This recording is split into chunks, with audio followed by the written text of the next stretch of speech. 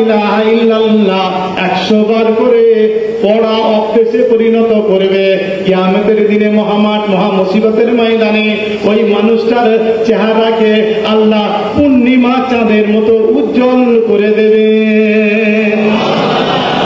পূর্ণিমা চাঁদের মতো উজ্জ্বল করে দেবে। দেখা কথা, এত সহজে আল্লাহ পাক এত বড় নিয়ামত। কিয়ামতের দিন সব থেকে কঠিন দিন, বিচারের দিন। সেই দিনে যদি কেউ 100 বার করে এই কলমা পড়ার অভ্যেস করে, পূর্ণিমা চাঁদের মতো চেহারাটা হয়ে যাবে।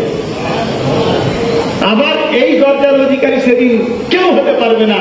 যে বান্দাটা 100 বার করে কলমা পড়বে অথবা তার থেকে বেশি পড়বে, সেই বান্দাটাকে আল্লাহ এই কালেমার জিকিরের ওসিলায় আল্লাহ পাক তাকে এমন উচ্চ দরজা দান করবে, যে সব উচ্চ দরজা অন্য কেউ আর হতে পারবে। ওই জন্য 100 বার দিয়া মুজাদ্দিদ দিয়া তরিকাতে 100 বার কেন 1500 বার পর্যন্ত করার কথা বলা হয়েছে। কেন বলেন তো দেখি? যত বেশি করতে পারবে তত উচ্চ দরজা আল্লাহ আপনাকে দান করবে।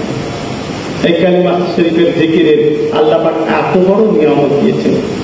আমার রাসূলুল্লাহ সাল্লাল্লাহু আলাইহি ওয়াসাল্লাম এই কালিমা শরীফের জিকির নিয়মিত করতে বলেছেন। তার কারণ এই কালিমা শরীফ মানুষের গুনাহকে ধুয়ে মুছে পরিষ্কার করে দেয়। হযরত আবু যর গিফারী রাদিয়াল্লাহু তাআলা আনহু একদিন এসে বললেন, ইয়া রাসূলুল্লাহ আউসিনি। ওগো আল্লাহর রাসূল, আবু যর গিফারী কবিলায় গিফারের লোক, আমাকে কিছু উপদেশ দেবেন না, আমাকে কিছু নসিহত করুন, আমি সেই মতো চলব।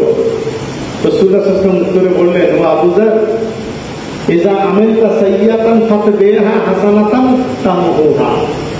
যদি তোমার দ্বারা কখনো কোনো গুনাহ কাজ হয়ে যায়, তো তুমি সেই গুনাহটাকে কেমন করে বাঁচবে জানো?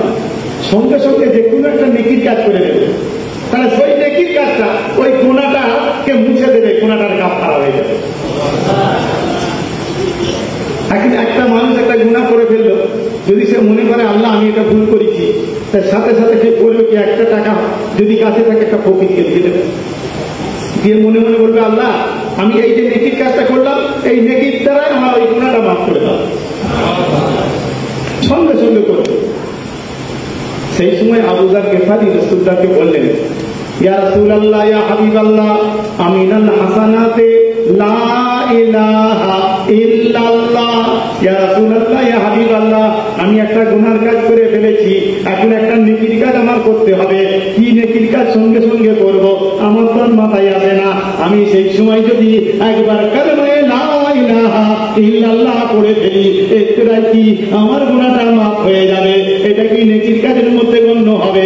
সঙ্গে সঙ্গে আল্লাহ নবী আল্লাহর হাবিব বলেন, ইয়া আফজালুল হাসানাত, এটাই হলো তোমার উত্তম নেকির কাজ। দেখেছেন, গুনাহ করার পরে কলমা পড়লে গুনাহ মাফ হয়ে যায়।